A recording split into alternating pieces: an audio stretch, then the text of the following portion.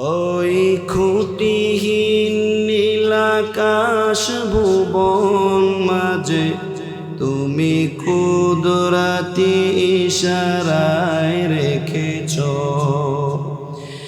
এই শ্যামল পৃথিবীর চিত্রখানি তুমি নিপুণ তোমার হাতে এঁকেছ ওগো আল্লাহ শুকর তোমায় আমাদের মুসলিম করেছ ওগো আল্লাহ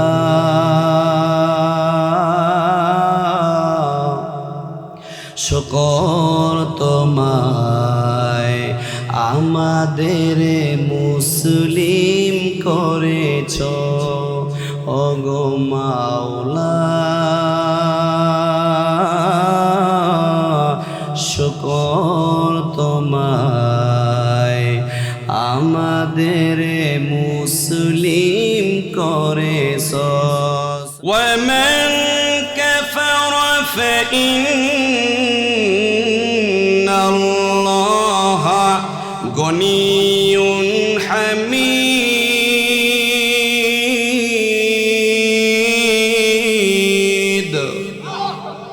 আল্লাহ কয় গোলাম এরপরেও যদি কেউ শুকরিয়া আদায় না করে আমি গরিব না আমি অভাবমুক্ত আমি প্রশংসিত আমার কোনো জায়গা থেকে কমবে না আমার কোনো জায়গা থেকে বাড়বে না তার মানে এক কথা হচ্ছে শুকরিয়া তুমি যত আদায় করবা লাভ আমার না লাভ তোমার নিয়ামত বাড়াই দেব জান্নাত দিব আযাব দিব না শান্তি দিব সব সময় আমি তোমারে ভালোবাসবো আমি সব গজব থেকে তোমার হেফাজত করব তাহলে সব লাভ শুকরিয়া আদায় করলে যিনি করবেন তিনারে যিনি দান করবেন তিনি কে এখন এই লোকমান তার সন্তানকে আদেশ দিচ্ছেন নসিহত করছেন সেটাও আল্লাহ কোরআনে বলেছেন আল্লাহ তাআলা বলেন ওয়া ইয ক্বালা লুকমানু লিবনিহি ওয়া হুয়া ইয়াইযুহু ইয়া বুনাইয়া লা তুশরিক বিল্লাহ ইন্নাশ শিরকা লাযুলমুন আযীম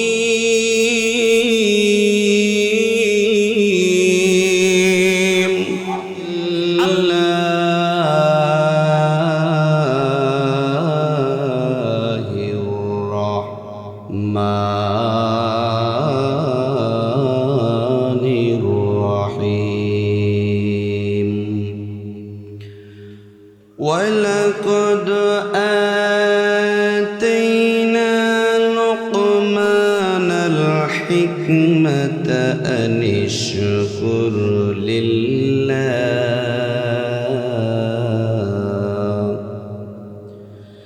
ومن يشكر فإنما يشكر لنفسه ومن كفر فإن الله غني حميد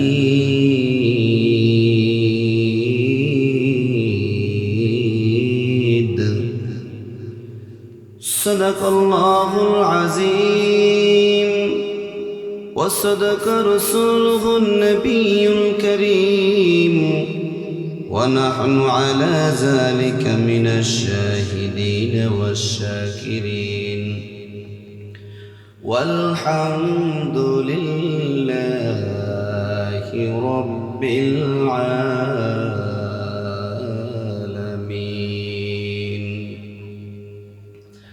وقال في شان حبيبه ومخبرا وآمرا إن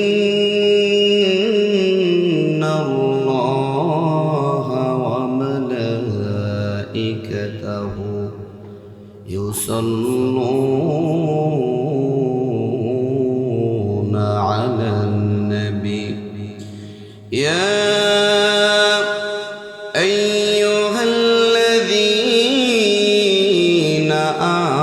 آمنوا صلوا عليه وسلموا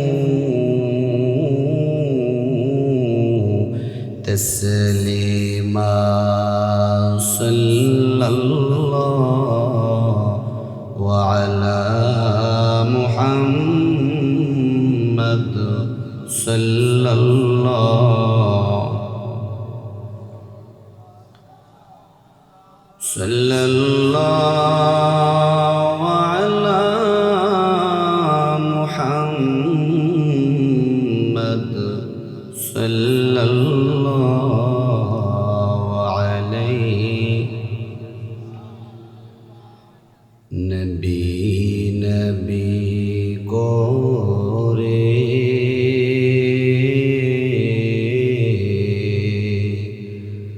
আর কত কাল আমি কাঁদব নবী নবী করে আর কত কাল আমি কাঁদব আপন নয়নে কবে জানি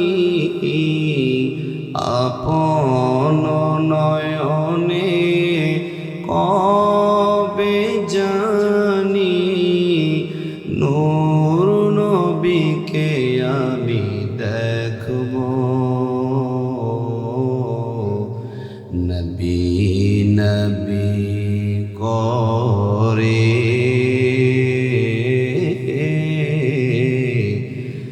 আর কত কাল আমি কাঁদব বালাগাল উলা বিকামালিহি কাশাফাদ দুজা বিজামালিহি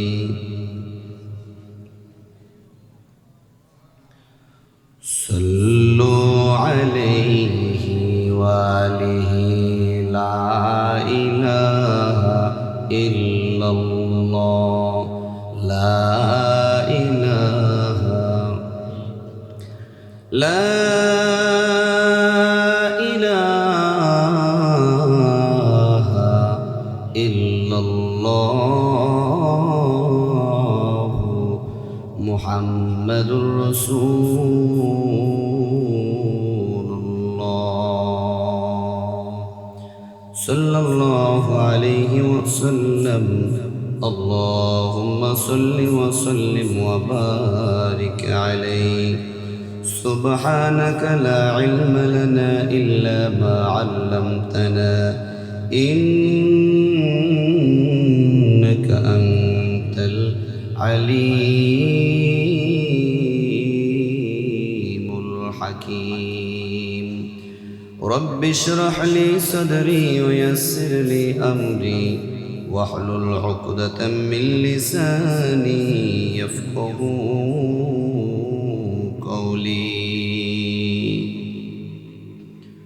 الحمد لله গোয়ালিয়া মরহুম আলকাজউদ্দিন হাওলাদার বাড়ি 29তম বার্ষিক 2 দিন ব্যাপী ওয়াজ মাহফিলের সম্মানিত শ্রদ্ধাভাজন সভাপতি জনাব মোহাম্মদ আব্দুল গনি হাওলাদার আজকে মাহফিলের সম্মানিত মধ্যমণি প্রধান আকর্ষণ দেশবর্ণ আলেম দ্বীন বিশিষ্ট ইসলামিক চিন্তাবিদ হযরতুল আল্লাম জনাব মাওলানা মুফতি শোয়েব আহমদ সিদ্দিকী মাগরিব থেকে কথা বলেছেন হযরতুল আল্লাম জনাব মাওলানা আব্দুল কাইয়ুম সাহেব পিরোজপুর এবং কিছুক্ষণ আগে অত্যন্ত চমৎকার সুন্দরভাবে আল্লাহর কোরআন তেলাওয়াত করে আমাদেরকে মুগ্ধ করেছেন জাতীয় পুরস্কার প্রাপ্ত কারি জনাব কারি রাজিন সালেহ হাজারাত উলামা ইকরাম বিভিন্ন স্থান থেকে আগত আয়াম্মায়ে মাসাজিদ ছোলাভাই ইজাম কলিজা টুকরা নওজোয়ান ভাইরা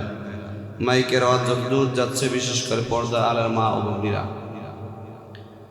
সর্বপ্রথম সেই মহান মুনিবের দরবারে দিল খুলে খুশি চিত্তে হৃদয় নিংড়ানো মোহাব্বত দিয়ে মনকে উজাড় করে দিয়ে শুকরিয়া আদায় করতেছে এই জন্য যে ফিতনাময় এই পরিবেশ থেকে দূষিত এই পরিবেশ থেকে, অপসংস্কৃতে ভরপুর এই পরিবেশ থেকে যাচাই করে, বাছাই করে, ভালোবেসে, মোহাব্বত করে, আদর করে কিছু কিছু মানুষকে পৃথিবীর জমিনের শ্রেষ্ঠতম জায়গা, শ্রেষ্ঠতম কিতাবের ময়দান, শ্রেষ্ঠতম মজলিস এখানে আয়োজন করা হয়েছে এবং সেই মজলিসে আল্লাহ রাব্বুল আলামিন আমাদেরকে আসার সুযোগ দান করেছেন। এই জন্য সেই মহান মুনিবের দরবারে দেল খুলে খুশি চিত্তে হৃদয় নিগ্রহ মোহাব্বত দিয়ে একবার শুকরিয়া আদায় করি, বলি আলহামদুলিল্লাহ। এটা হচ্ছে দুনিয়ার একটা জান্নাত। এটা আমি বলি নাই, কোনো হুজুর বলেন নাই, বলেছেন মুহাম্মাদুর রাসূলুল্লাহ সাল্লাল্লাহু আলাইহি ওয়াসাল্লাম। তো জান্নাতের একটা নিয়ম হচ্ছে আল্লাহ রাব্বুল আলামিন জান্নাতে তো তাকে নেবেন যার আমলনামায় যতক্ষণ পর্যন্ত একটা সগীরা গুনাহ থাকবে অতক্ষণ পর্যন্ত গুনাহ নিয়ে গুনাহগ্রস্ত মানুষটা হয় অপবিত্র। তাই অপবিত্র মানুষটাকে আল্লাহ রাব্বুল আলামিন জান্নাত দিবেন না, ক্ষমা করে জান্নাত দিবেন।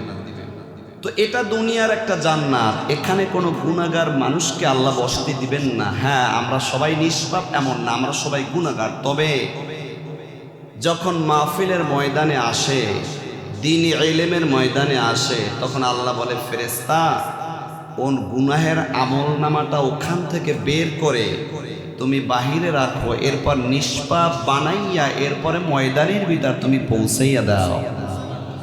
যখন বয়ান ভেঙে যায়, যখন চলে যায়, তখন ফেরেশতারা বলে আল্লাহ এখন কি করব, গুনাহটা কি ওর আমলনামায় দিয়ে দিব না এখানে রেখে দিব?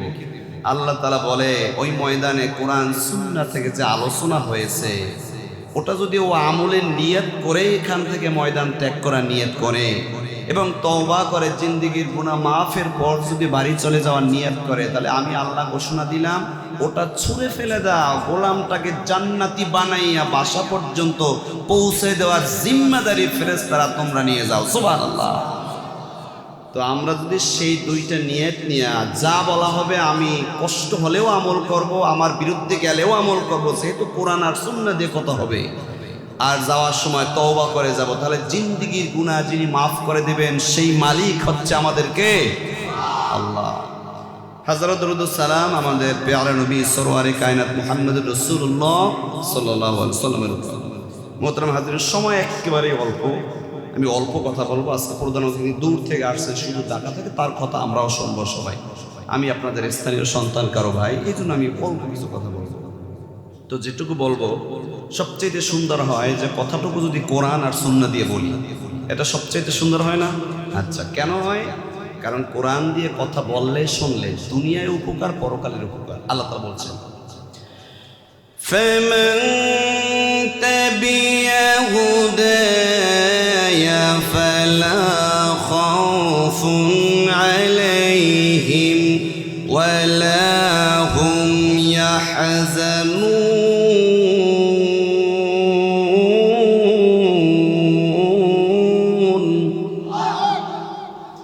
আল্লাহ রাব্বুল আলামিন বলেন গোলাম শোনো, ফামান তাবিয়া হুদায়া, এই যে তোমাদের একটা হেদায়েতের কিতাব দিলাম, কোরআন শরীফ দিলাম, কিতাবুল্লাহ দিলাম, ওই কোরআনটা যদি ইত্তেবা করতে পারো, ওই কোরআনটার ওয়াজ যদি মেনে নিতে পারো, ওই কোরআনটার বয়ান যদি মেনে নিতে পারো, ওই কোরআনটা যদি তোমার 3.5 বডির মধ্যে সিট করতে পারো, আমি আল্লাহ রাব্বুল আলামিন শুধু জান্নাত দিব এমন নয়, আমি দুনিয়ায়ও পুরস্কার দিব, পরকালেও পুরস্কার দিব। আল্লাহ তাআলা বলছেন লা খাউফুন আলাইহিম ওয়ালা হুম ইয়াহজানুন।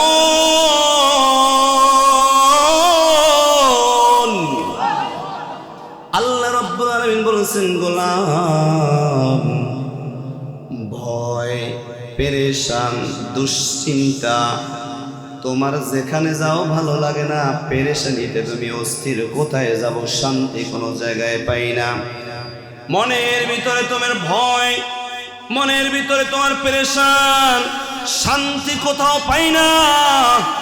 আল্লাহ কয় কোরআনের কথাগুলো মেনে নাও, কোরআনটার ইত্তেবা শুরু করে দাও, দুনিয়ার ভয়, পরকালের ভয়, জাহান্নামের ভয়, দুনিয়ার টেনশন, পরিবারের টেনশন, সমাজের টেনশন, সন্তানাদি বিপথে যাচ্ছে এটার টেনশন, স্ত্রী কথা শুনেন এটার টেনশন, মোট কথা দুনিয়ার পরকালে সব ভয়, সব টেনশন, সব পেরেশানি আমি আল্লাহ দূর করে দিয়ে সুন্দর একটা জীবন এবং পরকাল আমি আল্লাহ তোমারে দান করে দিব।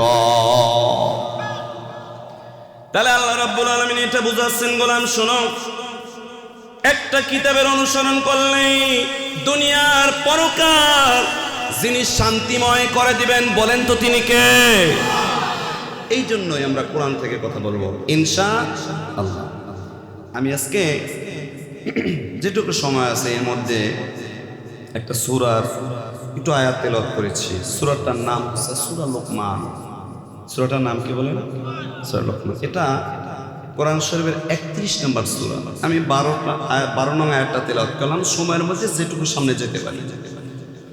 তো কোরআন শরীফে আল্লাহ তাআলা ব্যক্তির নামে 8টি সূরা নাজিল করেছেন। 1 নম্বরে হযরত ইউনূসের নামে একটা সূরা নাজিল করেছেন, হযরত হুদের নামে একটা সূরা নাজিল করেছেন, হযরত ইউসুফ এর নামে একটা সূরা নাজিল করেছেন, হযরত ইব্রাহিম আলাইহিস সালামের নামে একটা সূরা নাজিল করেছেন, হযরত নূহ আলাইহিস সালামের একটা সূরা নামে সূরা নাজিল করেছেন, আর আমাদের নবী মুহাম্মদুর রাসূলুল্লাহ সাল্লাল্লাহু আলাইহি ওয়াসাল্লাম ওনার নামে একটা সূরা নাজিল করেছেন। এই হচ্ছে পুরুষের 6টা নবী। আর 2 জন ওলির নামে 2টা সূরা নাজিল করেছেন। একজন মহিলা ওলি, তিনি হচ্ছেন হযরত ঈসা আলাইহিস সালামের মা মারিয়াম, ওনার নামে। আর একজন পুরুষ ওলি, উনি কোনো নবী না, উনি একজন ওলি, উনি হচ্ছে হযরত লোকমান আলাইহিস সালাম বা লোকমান হাকিম বলি আমরা। তো এই সূরা লোকমান থেকে আমি কিছু কথা বলবো ইনশাআল্লাহ। আমরা অন্যদিকে ভূমিকা না গিয়ে আলোচনা শুরু করি। সবাই বলেন আউযু বিল্লাহি মিনাশ শাইতানির রাজীম।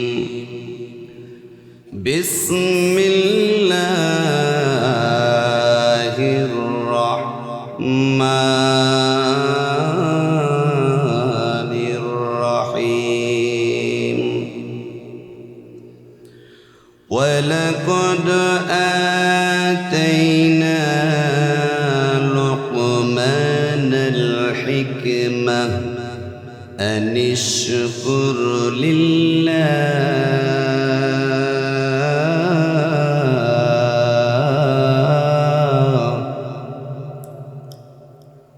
আল্লাহ রাব্বুল আলামিন লোকমানকে বললেন, তামাম দুনিয়ার মানুষদেরকে লোকমানের এখন কিচ্ছা শোনাচ্ছেন, ঘটনা শোনাচ্ছেন। আল্লাহ বলছেন ওয়ালাকাদ আতাইনা লুকমানাল হিকমাহ, আমি লোকমানকে হিকমত দান করেছি, প্রজ্ঞা দান করেছি, জ্ঞান দিয়েছি, ইলম দিয়েছি।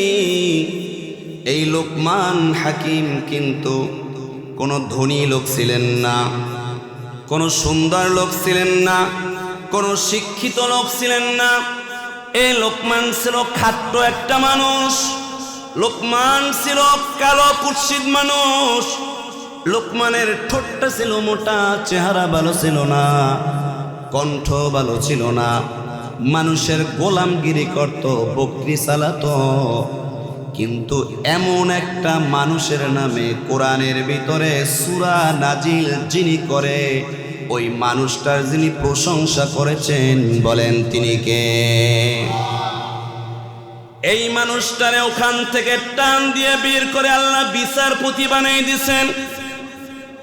তাফসীর করো কাটছে, একদিন মানুষ বলছে, ও লোকমান, তোমার এত জ্ঞান কিভাবে হইল? একটু আমারে বইলা দাও, আমাদের বইলা দাও। লোকমান বলছে, ও দুনিয়ার মানুষ, আমি 4টা কাজ করেছি। এই 4টা কাজে আল্লাহ এত খুশি হয়েছে, গোলাম থেকে টান দিয়ে আমারে বিচারকের দায়িত্ব ওই মহান মালিক নিয়োগ দিয়ে দিয়েছে। 1 নম্বরের কাজ, আমি যতদিন থেকে আমার জ্ঞান আসছে আর এই পর্যন্ত আমি লোকমান হাকিম আল্লাহর নামের কসম করে বলছি, আমি কোনোদিন একটা মিথ্যা কথা এই জবান থেকে আমি বের করি না। এই জবানটারে আল্লাহ অনেক দামি কইরা বানাইছে, এই জন্য এই জবান দিয়া মিথ্যা কথা আমার জীবনে এই পর্যন্ত আমি বের করি নাই। এই জন্য এটাও একটা গুণ, এই জন্য আল্লাহ হয়তো এই মর্যাদা আমাকে দিয়েছেন। সুবহানাল্লাহ। আল্লাহ তাআলা বলছেন ওয়ালিসানা ওয়া শাফাতাইন,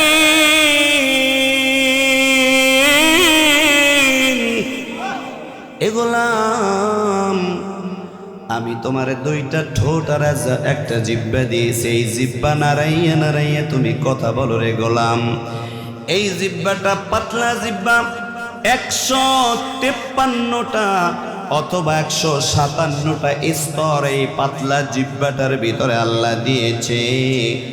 এই জন্য একটা জিহ্বা দ্বারা 1 নয় 2 নয় 10 লক্ষ রকমের খাবারের স্বাদ একটা জিহ্বা দ্বারা অনুভব করার ক্ষমতাই পাতলা জিহ্বাটার যিনি দান করেছেন তিনি কে?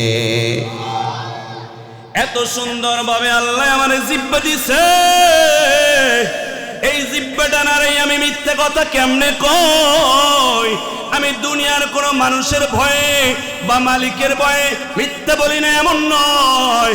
আমি মিথ্যা বলি না, আমার মালিক একজনের জন্য, বলেন তিনি কে? 2 নম্বরে আমারে মালিক ছাগল চড়াইতে দিছে।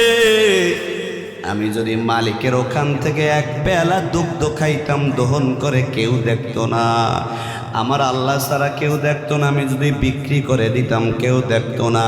যেই দিন থেকে বকরি চালানোর দায়িত্ব আমি পেয়েছি ওই দিন থেকে এই পর্যন্ত যাররা পরিমাণ, তার মানে একটা সরিষারে যদি 70টি ভাগ করা হয় তাতে যে 1 ভাগ পরে, এমন আমানতের খেয়ানত আমি লোকমান জীবনে করি না। 3 নম্বরে আমি জীবনে যতটুকু কথা বলা লাগছে অপ্রয়োজনীয় কথা আমি জীবনে বলি নাই। কারণ কোন কথা বলবো কি হয়ে যাবে, এই জন্য যেটুকু কথা বলা লাগছে আমি ওইটুকু কথা বলছি, অপ্রয়োজনীয় বাজে কথা বলি নাই। এটা ছিল আমার 3 নম্বরে গুণ। 4 নম্বরে গুণ, বুঝিয়া শুনিয়া জানিয়া জীবনে পেটের ভিতরে কোনো হারাম দেই নাই। এই 4টা গুণের কারণে এই মর্যাদা লোকমানকে যিনি দান করেছেন তিনি কে? মুফাসসিররা বলছেন এটা শুধু লোকমানের জন্য নয়, কোন দুনিয়ার মানুষ আজ থেকে যদি মিথ্যা ছেড়ে দেয়, আমানতের খেয়ানত ছেড়ে দেয়, অপ্রয়োজনীয় ফাহিশা কথা ছেড়ে দেয়, আর এই পেটের ভিতরে একনাও হারাম যদি প্রবেশ না করায়, ওই মানুষটা যদি রিস্কাওয়ালাও হয়, ওই মানুষটা যদি ঠেলাওয়ালাও হয়, ওই মানুষটা যে স্তরে হোক না কেন, আল্লাহ রব্বুল আলামিন ওই মানুষটার মর্যাদা আকাশ চুম্বি দিয়ে লোকমানের মতো মর্যাদা দিয়ে যিনি ধন্য করে দিবেন তিনি কে? মর্যাদা পেতে চাও দুনিয়ায়, তাহলে এই 4টা আমল করতে হবে। বলেন, 1 নম্বরে মিথ্যা কথা বলা যাবে, 2 নম্বরে আমানতের খেয়ানত করা যাবে, 3 নম্বরে ফাহিশা কথা বলা যাবে, 4 নম্বরে পেটের ভিতর জানিয়া শুনিয়া কোনো হারাম দানা ঢুকানো যাবে না। এখন কেমন জ্ঞান দিয়েছে আল্লাহ লোকমানকে? লোকমানের মুনি বলে, লোকমান তুমি যখন কাজ শেষ করো, তুমি একটা মূর্খ মানুষ, মানুষ, অথচ মানুষ হাজার হাজার শত শত মানুষ তোমার একটু বক্তৃতা শোনার জন্য লাইন ধরছে। আমি একটু তোমাকে টেস্ট করব, তুমি একটা ছাগল জবাই করো, এরপরে আমার কাছে সবচেয়ে উৎকৃষ্ট 2টা টুকরা নিয়ে এসো।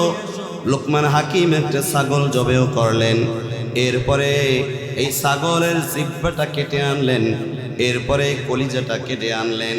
এরপর বলেন, মালিক সবচাইতে উত্তম 2টা জিনিস নিয়ে আসছি। এবার বলে, লোকমান বুঝতে পেরেছি, তাহলে এবার আর একটা জবাই করো, সবচাইতে নিকৃষ্ট 2টা জিনিস নিয়ে আসো।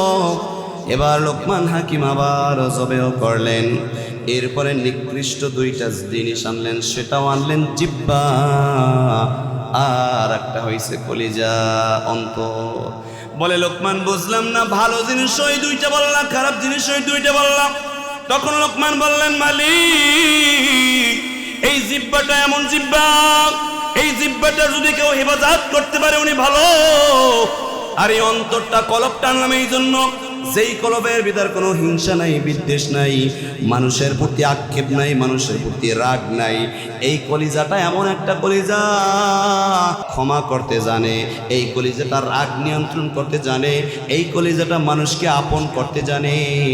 তাহলে এই কলিজা আর এই জিহ্বা যেমন মানুষকে জান্নাতে নিয়ে যায়, আর এই জিহ্বা আর এই অন্তর বা কলিজা জাহান্নামে নিয়ে যায়।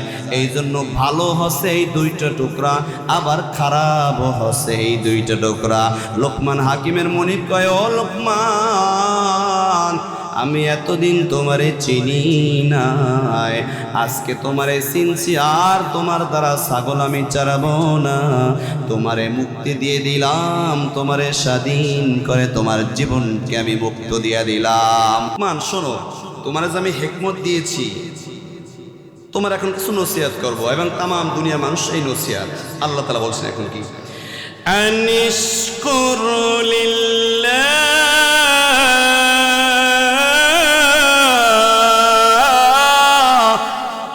শুকরিয়া আদায় করতে হবে 24 ঘন্টায়। একজন আর বলেন তিনি কে?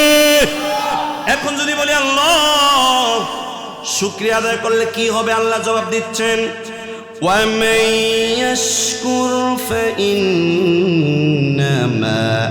يَشْكُرُ لِنَفْسِهِ। এগুলাম শোনো, যিনি শুকরিয়া আদায় করে ওতে আমার কোনো লাভ নাই, আমার জন্য আদায় মূলত হয় না। যিনি শুকরিয়া আদায় করে, যে শুকরিয়া আদায় করে লাভটা তারই হয়। কথা কে বলেছে? আমার কাছে ওই কিছুদিন আগে এক ইমাম সাহেব ফোন করছিল, উদাহরণ দেওয়ার জন্য বলছি। ফোন করে কয়, হুজুর, ইদানিং আমাদের ফজরের পরে আমরা বের হই, তাবলিগের সিস্টেমে বের হয় দাওয়াত দেওয়ার জন্য। তো বের হয়েছে, এখন একটা লোক নামাজে ছিল, কিন্তু হঠাৎ করে দেখলাম 7-8-10 দিন নামাজে আসে না। আমি ভাবছি অসুস্থ, কি না অসুস্থ, ওনার বড়টা মুরগি ফার্ম আছে। তো বললাম যে ভাই, আপনি তো নামাজি একজন মানুষ, সঠিক সময় 5 ওয়াক্ত পাই নামাজে, আপনি ইদানিং আসেন না কেন? কয় না, আমি নামাজ ইদানিং পড়ি না।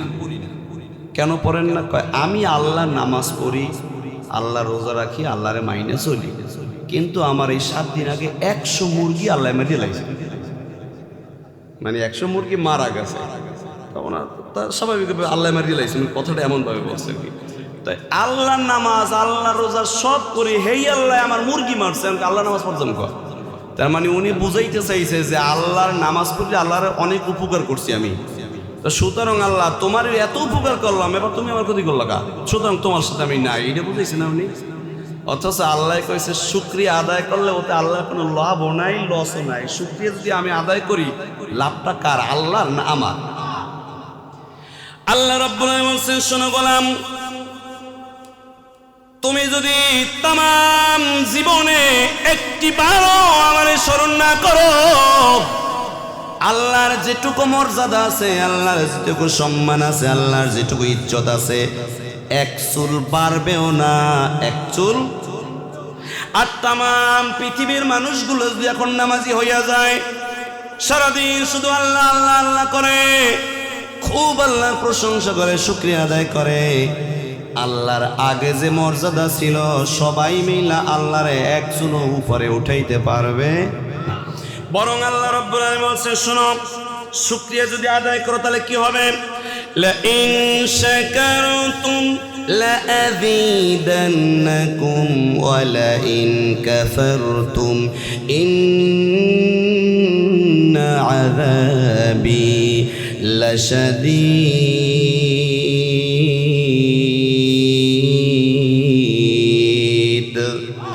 আল্লাহ রাব্বুল আলামিন বলছেন, গোলাম,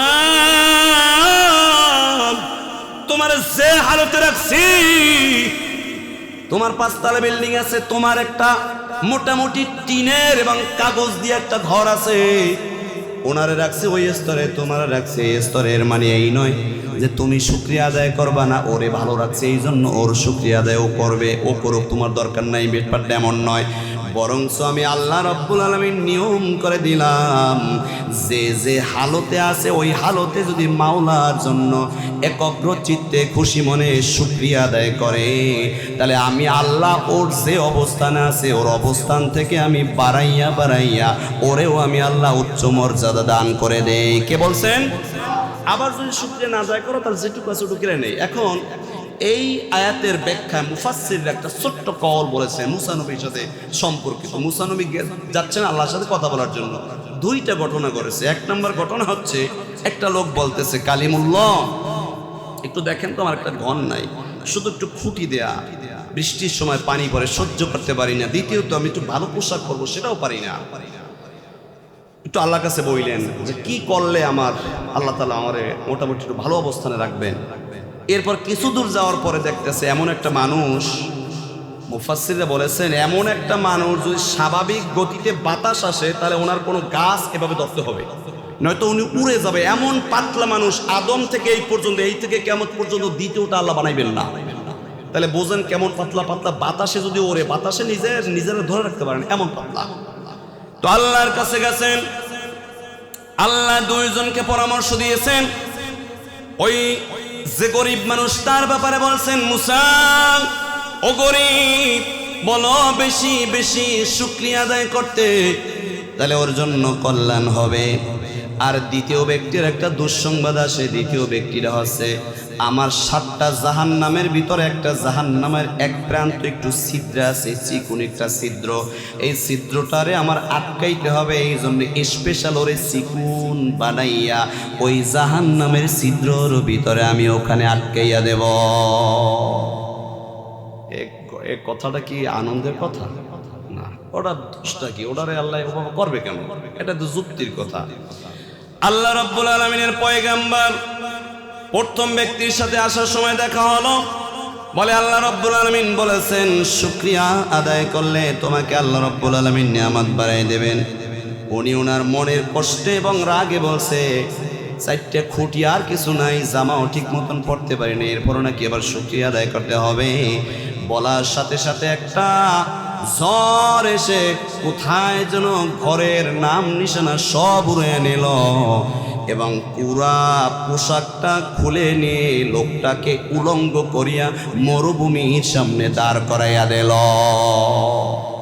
উনি আল্লাহর সাথে রাগ করছে যে না, এই এর আবার শুকরিয়া আদায় কি? দ্বিতীয় ব্যক্তি বলছে আল্লাহ তাআলা তোমার কি বলছে, যদিও আমার বলতে লজ্জা হয় কিন্তু আল্লাহর কথা আমাকে বলতেই হবে। সেটা হচ্ছে তোমার জাহান্নামের একটা ছিদ্র বন্ধ করার জন্য আল্লাহ রাব্বুল আলামিন বানাইছেন। এবার লোকটা কিছুক্ষণ চুপ থেকে চিৎকার মেরে বললে আল্লাহ, কোটি কোটি বান্দা বান্দি বানাইছো কিন্তু জাহান্নামের একটা প্রান্ত ছিদ্র করার জন্য করেছো, ওইটা আটকানোর জন্য আমার মতো একটা মানুষ স্পেশাল বানাইছো। এই ভাগ্য তো দুনিয়ার কাউরে দেও নাই, শুধু আমারে দিয়েছো। ও মালিক, যেহেতু তুমি স্পেশাল কাজের জন্য আমার স্পেশাল বানাইলা, তার মানে আমি তো তোমার স্পেশাল গোলাম। এই জন্য আমি আনন্দে আর খুশিতে চিৎকার মেরে বলতেছি আলহামদুলিল্লাহ। সাথে সাথে মুসা নবী আল্লাহ বলে, মুসা এইমাত্র আমার সিদ্ধান্ত ছিল ওকে আমি জাহান্নামের আসামি বানাবো। আমি আল্লাহ রাব্বুল আলামিন ওর শুকরিয়া আদায়ের কারণে এত খুশি হয়ে গেলাম। ওরে আমি নিয়ামত দেই নাই, তারপরেও আমারে ভুলে নাই। আমি আল্লাহ রাব্বুল আলামিন তার জন্য স্থায়ীভাবে জান্নাতের ফয়সালা করে দিলাম। আর কিছুদিনের মধ্যে ওরে স্বাভাবিক মানুষ হিসাবে আমি আল্লাহ তাআলা বানায়া দেব। নারায়ে তাকবীর। তার মানে সুখে আসি দুঃখে আসি যে হালতে আসি, আমি সব সময় যে অবস্থায় আছি শুকরিয়া আদায় করবো একজন, আর তিনি কে? আল্লাহ বলে যে শুকরিয়া আদায় করতে থাকো, অভিযোগ দিও না, দেখবে এক সময় তোমার আমি এত কিছু দিব তুমি কল্পনাও করতে পারবে না। তবে পরীক্ষায় তোমার পাস করতে হইবে, মাঝখানে ফেল করলে চলবে না, তাহলে তুমি আউট। তাহলে সব সময় শুকরিয়া আদায় করতে হবে কার? এখন যদি আল্লাহ বলি আল্লাহ শুকরিয়া আদায় করলে দুনিয়ায় তুমি টাকা পয়সা ধন দৌলত দিবা, বুঝলাম, এটা নিয়ামত বাড়াই দেবা, কিন্তু আর কিছু দিবা নাকি? আল্লাহ তাআলা বলছেন ওয়াসানাজি শাকিরিন।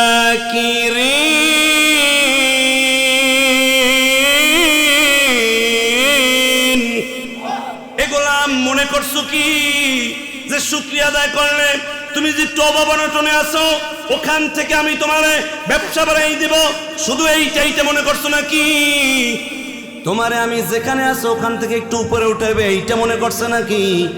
না, শুধু এইটা মনে কইরো না, শোনো তুমি যখন চলে যাবা এমন একটা পুরস্কার তোমারে দিব গোলাম। মুফাসসির লেখছেন মরণের পর আবার পুরস্কার কি? মরণের পর তো মুমিনের শুধু একটা পুরস্কার থাকে, সেটা জান্নাত। তুমি যদি আজীবন শুকরিয়া আদায় করতে পারো তোমারে যিনি জান্নাত দান করে দিবেন তিনি কে? শুকরিয়া আদায় করার একটা সিস্টেম আমি একটু শিখাই দিই, আপনারা কি শিখবেন? হ্যাঁ শিখাই দিই। সেটা হচ্ছে সবচাইতে সুন্দর সিস্টেম হচ্ছে যদি আপনি 24 ঘন্টা শুকরিয়া আদায় করতে চান তাহলে তসবিহ নিয়ে গুনাহ লাগবে না। আপনার একটা সিস্টেম হচ্ছে যত কথা বলবেন প্রত্যেকটা কথায় একজনারে স্মরণ করবেন তিনি কে। যেমন আপনি মাহফিলে আসছেন, আপনার আমি জিজ্ঞেস করলাম আপনি কখন মাহফিলে আসছেন, এখন জবাবটা স্বাভাবিকভাবে আমরা দেই তো কিছুক্ষণ আগে আসছি না, জবাবটা হবে আল্লাহ তাআলা কিছুক্ষণ আগে আমাকে এনেছেন। তাহলে এই কথাটার ভিতরে একটা শুকরিয়া আদায় করলাম কার? ভাত খাইছেন, আল্লাহ তাআলা কিছুক্ষণ আগে আমাকে খাওয়াইছে। গোসল করতে কখন যাবেন, আল্লাহ তাআলা নিলে কিছুক্ষণ পরে যাব। হাট আজকে বাজার কি করছেন, জি আল্লাহ তাআলা করাইছেন। আজকে গেছিলেন, না আজকে যাই নাই, আল্লাহ তাআলা নিলে পরে যাব। সব কথাটা যদি আপনি আল্লাহরে শব্দটা যদি ব্যবহার করেন এটা হচ্ছে সবচেয়ে বড় শুকরিয়া আদায় করার একটা সুন্দর পন্থা। আল্লাহ যেন এই বাক্যগুলো আমাদের জবান থেকে বের করেন, বলি আমিন। আজকে যিনি সভাপতি মাহফিলের আব্দুল গনি না ওনার নাম? আচ্ছা, ওনার একটা উপাধি আছে না, এই তো আল্লাহ রহমত। তার মানে কি উনি প্রত্যেকটা কথায় বলতেন আল্লাহর রহমতে এইটা করবো, আল্লাহর রহমতে এইটা করবো, আল্লাহর রহমতে বলতে বলতে বলতে একেবারে মানুষের মুখে হয়ে গেছে আল্লাহর রহমত। এটা কি ভালো হয়েছে না খারাপ হয়েছে? আল্লাহু আকবার। সবসময় একজনের রহমতের প্রত্যাশী ছিলেন, এই জন্য সেই ছোট্ট হেরিকেন নিয়ে মাহফিলের ময়দান ছিল এইটা। আজকে বড় ময়দানে বড় বড় ইসলামী স্কলারদেরকে যিনি কবুল করেছেন ওই আল্লাহর রহমতে, আল্লাহর রহমত দিয়েই আল্লাহ কবুল করেছেন। বলুন না সুবহানাল্লাহ।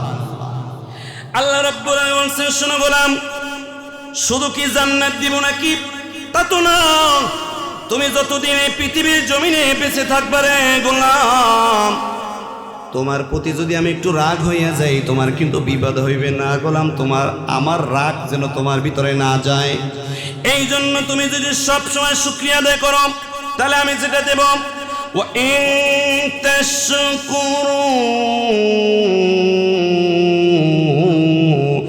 ইয়ারদতু লাকুম, আল্লাহ ইয়ারদহু লাকুম। আল্লাহ তাআলা কয় গোলাম আমারে কি তুমি খুশি করতে চাও? তোমার উপর আমি সকালেও খুশি থাকবো, বিকালেও খুশি থাকবো, রাত্রেও খুশি থাকবো, তোমার মৃত্যু পর্যন্ত সব সময় আমি তোমারে খুশি থাকবো, তোমার প্রতি আমার ভালোবাসা থাকবে। এইটা কি চাও? তাহলে সব সময় একজনার শুকরিয়া আদায় করতে হবে। বলেন তিনি কে? তার মানে যদি আজকে থেকে আপনার জীবনে যদি কেউ বলে যে ভাই ভালো আছেন, হ্যাঁ ভালো আছি, এমন কোন শব্দ মুসলমান বলবো না। ভাই ভালো আছেন একটা শব্দ যে হালতেই থাকি না কেন জবান থেকে একটা শব্দ বের হইতে হবে। বলেন তো শব্দটা কি? হ্যাঁ, আপনি যদি ক্যান্সারের রোগীও থাকেন প্রথমে বলবেন আলহামদুলিল্লাহ, তারপর বলবেন ভাই আমি এই জটিল সমস্যা একটু আমার জন্য দোয়া কইরেন, বাস এটাও সুন্নাত। আপনি কারো কাছে দোয়া চাইবেন, ওটা সুন্নাত, বলাতে নিষেধ নাই।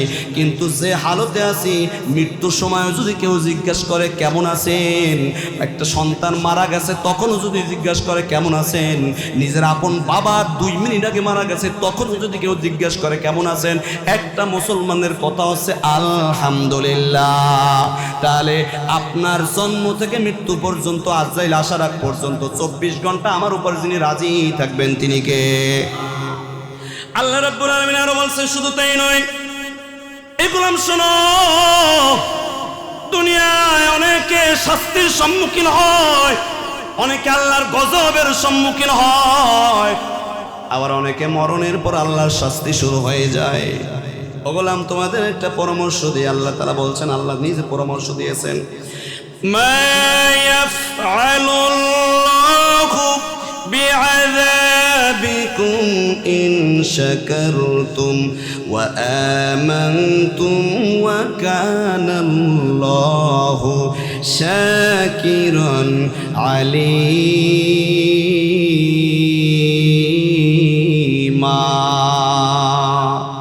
আল্লাহ রাব্বুল আলামিন বলেন, শোনো গোলাম, তুমি যদি ঈমান আনো, তার মানে আমরা সবাই ঈমান আনছি। এরপর আল্লাহ কর্মসূচি দিয়েছেন, তুমি যদি সব সময় আল্লাহর শুকরিয়া আদায় করো, আমি আল্লাহ তাআলা তোমাদের কেন শাস্তি দেব? তোমাদের তো আমি শাস্তি দেওয়ার জন্য বানাই নাই রে গোলাম।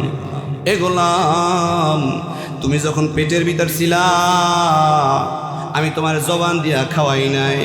দুনিয়ায় 800 নারীটা কেটে দিয়েছে, কি করবা এখন? আমি আল্লাহ তাআলা মায়ের 2টা স্তন তোমার জন্য বরাদ্দ করে দিয়েছি। এখন তুমি যদি স্তন দিয়ে দুগ্ধ টান দিতাম, আর ছিদ্র যদি একটা থাকতো, তাহলে টান দেওয়ার সাথে সাথে দুগ্ধে তোমার মুখটা ভরে যাইতো, তোমার বিশুন যাইতো। তুমি তো সিট হয়ে শোয়া ছিল, ওই অবস্থা খাইছো, তোমার নাক দেবের হইতো, চোখ দেবের হইতো, আরে মস্তকে উঠে যাইতো, তুমি বিশুন যাইয়ে কয়দিন বাস্তা না রে গোলাম। এই জন্য মায়ের এক একটা স্তনে আমি আল্লাহ কেউ ছিদ্র করে দেয় নাই। আমি আল্লাহ সূক্ষ্ম সূক্ষ্ম 16টা ছিদ্র করিয়া মায়ের 2টা স্তনে 32টা ছিদ্র করিয়া তুমি যাতে আস্তে করে টান দাও, আর একটু একটু করে সির করে তোমার মুখে দুগ্ধ আসে, কোনো বিপদ না ঘটে, এই ব্যবস্থা গোলাম জন্মের পর কিন্তু আমি আল্লাহ তাআলা বানিয়ে দিয়েছি। এ গোলাম, বাচ্চা মানুষ তুমি ছিলা, তোমার তাপমাত্রা তোমার মায়ের তাপমাত্রা এক না। এখন তোমার স্তনে, মায়ের স্তনে যে দুগ্ধ আছে, ওটা যদি ঠান্ডা হইতো, তুমি ওই সময় ঠান্ডা জনিত কারণে একটা সমস্যা হয়ে যাইত। গরম যদি হইতো, তাহলে তুমি গরমের এটা সমস্যা হইতো। এই জন্য তোমার শরীরের সাথে যেটুকু তাপমাত্রা লাগবে, মায়ের স্তনে আমি আল্লাহ কুদরতি ফ্লাক্স বানাইয়া, ঠান্ডাও না গরমও না, তোমার শরীরের সাথে যেটুকু লাগবে ওইটুকু গরম বানাইয়া তার দুগ্ধের ভিতরে আমি আল্লাহ রাব্বুল আলামিন রিজার্ভ করে রেখেছি। তোমার যখন মন চাইছে তখন টান দিয়া তুমি খেয়েছো গোলাম।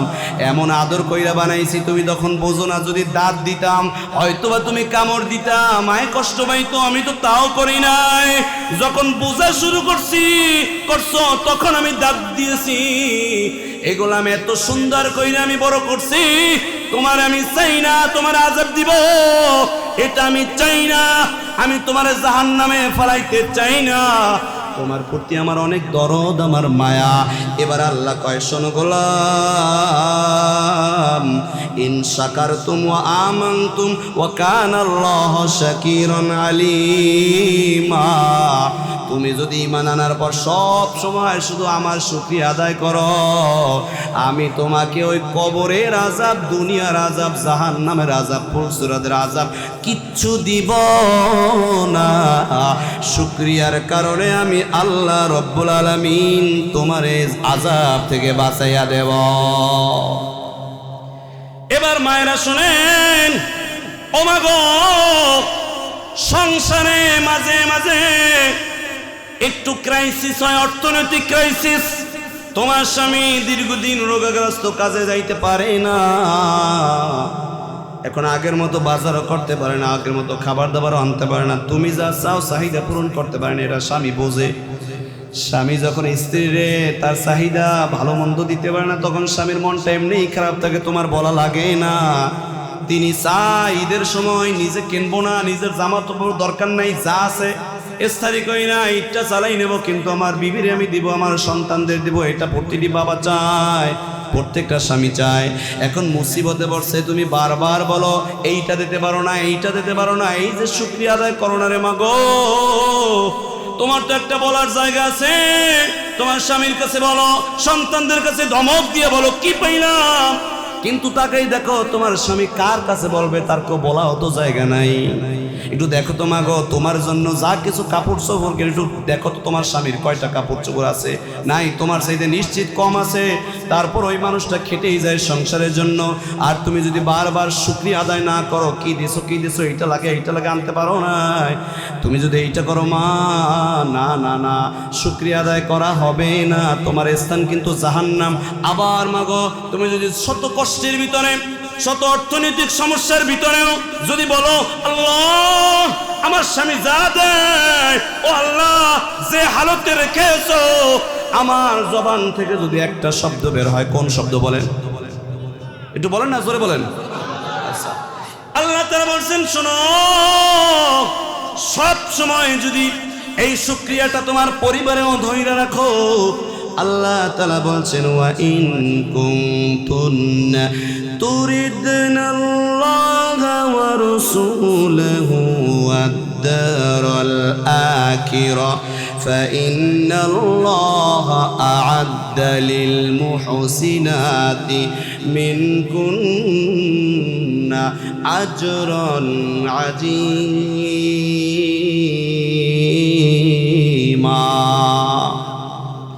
আল্লাহ তাআলা কয়, ও নারী, ও আমার বান্দি, ও আমার গোলাম, তোমার যত কষ্ট হয়, দুঃখ হয়, কাউরে তুমি বেশুকরিয়া কইরো না, স্বামীরও বেশুকরিয়া কইরো না, আল্লাহরও বেশুকরিয়া কইরো না। আল্লাহর জন্য সংসারটা করো, ওয়া রাসূলুহু রাসূলের জন্য সংসারটা করো, ওয়াদ-দারুল আখিরা আখিরাতের কথা চিন্তা কইরা সংসারটা করো। আর তুমি আমল কইরা যাও, আমি আল্লাহ বলছি আ'আদ্দা লিল মুহসিনাতি মিনকুন্না আজরান আযীমা। এমন যদি শুকরিয়ার একটা সংসার তুমি করে তুলতে পারো মা, আল্লাহ কয় পরলোকে কবরে যখন যাবা, জান্নাত নামক মহা পুরস্কার তোমারে যিনি দান করে দিবেন, বলেন তিনি কে? তাহলে সব সময় জবান থেকে আজকে থেকে মৃত্যু পর্যন্ত যে হালতে আছি, বলেন তো একটু শুকরিয়া আদায় কার করব? জবান থেকে কোন শব্দটা সবচেয়ে বেশি বলবো?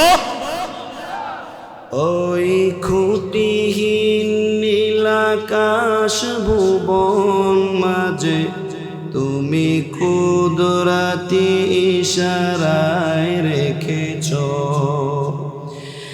এই শ্যামল পৃথিবীর চিত্রখানি তুমি নিপুণ তোমার হাতে এঁকেছ। ওগো আল্লাহ শুকর তোমায়, আমাদের মুসলিম করেছ। ওগো আল্লাহ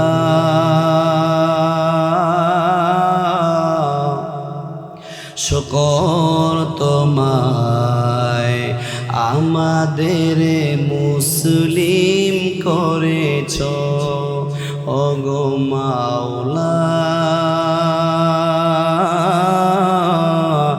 শুকর তোমায়, আমাদের মুসলিম করেছ। সাল্লাল্লাহু আলা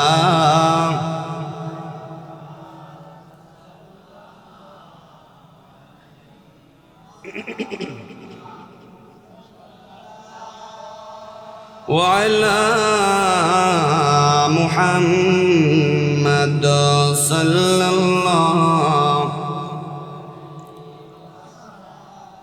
সময় একেবারে কম আছে, 7 মিনিট, আমি আরেকটু সামনে যাই দেখি। আল্লাহ রাব্বুল আলামিন এরপর বলছেন ومن كفر فإن الله غني حميد।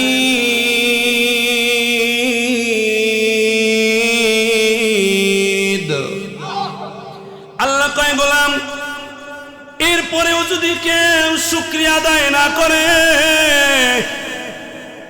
আমি গরিব না, আমি অভাবমুক্ত, আমি প্রশংসিত, আমার কোনো জায়গা থেকে কমবে না, আমার কোনো জায়গা থেকে বাড়বে না। তার মানে এক কথা হচ্ছে শুকরিয়া তুমি যত আদায় করবা লাভ আমার না, লাভ তোমার। নিয়ামত বাড়াই দেব, জান্নাত দিব, আযাব দিব না, শান্তি দিব। সব সময় আমি তোমারে ভালোবাসবো, আমি সব গজব থেকে তোমার হেফাজত করব। তাহলে সব লাভ শুকরিয়া আদায় করলে যিনি করবেন, তিনারে যিনি দান করবেন তিনি কে? এখন এই লোকমান তার সন্তানকে আদেশ দিচ্ছেন, নসিহত করছেন, সেটাও আল্লাহ কোরআনে বলেছেন। আল্লাহ তাআলা বলছেন, وَإِذْ قَالَ لُقْمَانُ لِابْنِهِ وَهُوَ يَعِظُهُ يَا بُنَيَّ لَا تُشْرِكْ بِاللَّهِ إِنَّ الشِّرْكَ لَظُلْمٌ عَظِيمٌ।